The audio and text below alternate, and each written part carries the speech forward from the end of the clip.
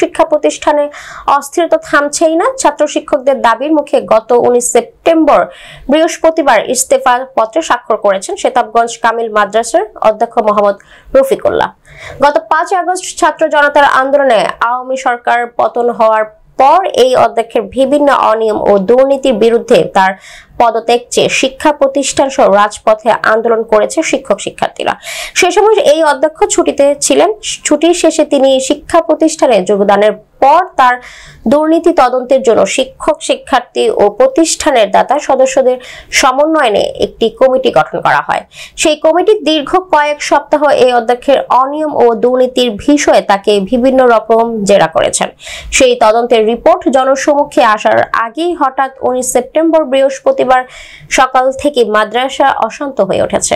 মাদ্রাসার বর্তমান ও বহিরাগত শিক্ষার্থীরা মাদ্রাসার প্রধান ফটকের সামনে সড়কে হাই বেঞ্চ ফেলে সড়ক অবরোধ করে অধ্যক্ষের পদত্যাগের দাবিতে বিক্ষোভ শুরু করে। এ সময় আইন শৃঙ্খলা বাহিনীর অনুরোধে শিক্ষার্থী সড়ক অবরোধ কর্মসূচি বাদ দিয়ে অধ্যক্ষের পদত্যাগের দাবিতে স্লোগানে প্রকাশিত করে তোলে মাদ্রাসা ক্যাম্পাস। এক পর্যায়ে ছাত্র শিক্ষকের আন্দোলনের মুখে ইস্তফা পত্রে স্বাক্ষর করেন এই শিক্ষক। পদত্যাগের বিষয়ে উপজেলা নির্বাহী অফিসার মোহাম্মদ ডালিম সরকার জানান, জোর করে পদত্যাগ করালে সেটি গ্রহণযোগ্য হবে না। তার বিরুদ্ধে সুনির্দিষ্ট অভিযোগ থাকলে সেটা যথাযথ কর্তৃপক্ষ তদন্ত সাপেক্ষে ব্যবস্থা নেবে। এই বিষয়ে পদত্যাগকারী অধ্যক্ষ মোহাম্মদ রফিকুল্লাহ জানান, তার বিরুদ্ধে আনিত অভিযোগ খণ্ডানোর সুযোগ না দিয়ে শিক্ষার্থীদের লেলিয়ে দিয়ে অত্যাচার করে তাকে পদত্যাগে বাধ্য করা হয়েছে।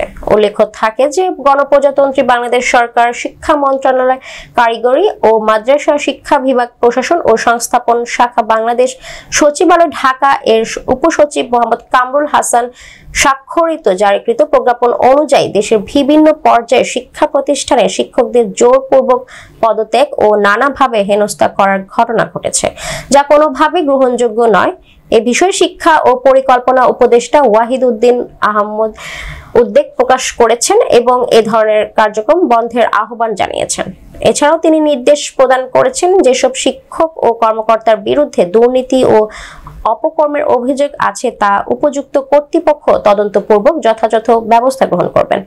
শিক্ষা ও পরিকল্পনা উপদেষ্টার এমন নির্দেশনার পরও শিক্ষা প্রতিষ্ঠানে এই ধরনের অস্থিরতা সৃষ্টির পেছনে যারা জড়িত তাদের বিরুদ্ধে তদন্ত সাপেক্ষে আইনগত ব্যবস্থা নেওয়ার জন্য সংশ্লিষ্ট কর্তৃপক্ষের প্রতি অনুরোধ জানিয়েছেন এলাকার সচেতন মানুষ।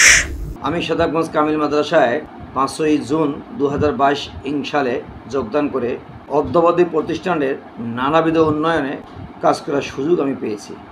আল্লাহ আমাকে যতটুকু মেধা দিয়েছিলেন আমি সেই মেধার ভিত্তিতে শিক্ষার উন্নয়ন তথা মানসম্মত রেজাল্ট এবং সুন্দরভাবে বাচ্চারা যেন বোধগম্য হয়ে প্রতিষ্ঠানের আদব রক্ষার্থে ভালো শিক্ষা তারা পায় এই ব্যবস্থা আমি করার চেষ্টা করেছি।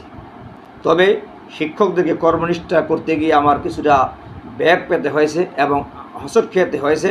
আমি চেষ্টা করেছি অবিরামভাবে কাজগুলি করে যাওয়ার জন্য। এই কাজটি করতে গিয়েই আজকে মূলত আমি অনেক ক্ষতির শিকার হয়েছি এবং লাঞ্ছনার কিছু সুযোগ আমি পেয়েছি। শিক্ষককে কর্মনিষ্ঠা বাড়াতে তাদের আগমন প্রস্থান এবং শিক্ষার সঠিক সময় এবং ক্লাসের যথাসময় উপস্থিতি এইসব করাতে গিয়ে আমাকে আইনি কিছু প্রয়োগ করতে গিয়ে হয়েছি আমি স্বৈরাচার। আজকে যার প্রেক্ষিতে আমি আমার অত্যন্ত দুঃখের সত্য গত 19 সেপ্টেম্বর 24 সালে এই 2-3 দিন আগেই আমার কাছে নির্মমভাবে তারা যেভাবে আমাকে অত্যন্ত অত্যাচার করে আমাকে নির্বিচারে স্বৈরাচারী আচরণ করে আমাকে আমার অভিযোগগুলোকে খণ্ডন না করার সুযোগ দিয়ে আমাকে তারা বাধ্য করেছে আপনাকে কোনো দাবি দেওয়ার অপশন আমাদের নেই, অপশন শুধু পদত্যাগের। অত্যন্ত হে দুর্ভিক্ষ জাতি, আমি আপনাদের প্রতি অত্যন্ত সেলুট জানাই। আমি যে অপরাধী হই আমাকে আপনাকে যেতে বলতে হবে না, আমি স্বেচ্ছায় চলে আসতে পারি। আমার এতটুক অন্তরে কনফিডেন্স ছিল যে আমি কোনো দুর্নীতির সঙ্গে সম্পৃক্ত আমি হই নাই। আমার অনলি চাকরি 2 বছর, আমার প্রতিষ্ঠানের আয় হলো বছরে 2 থেকে 3 লক্ষ টাকা। এই 2 বছরে আমি যা করেছি আল্লাহর বাস্তে ভালো কাজগুলি করার চেষ্টা করেছি।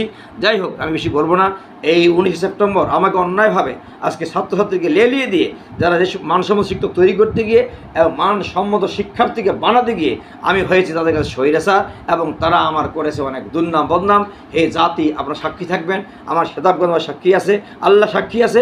আমি আমার জন্য কোনো কাজ করি নাই, তা করেছি আমার দায়িত্ব ভর আদায় করার জন্য করেছি, যেন আমি আল্লাহকে দায়িত্বটা আদায় করতে পারি।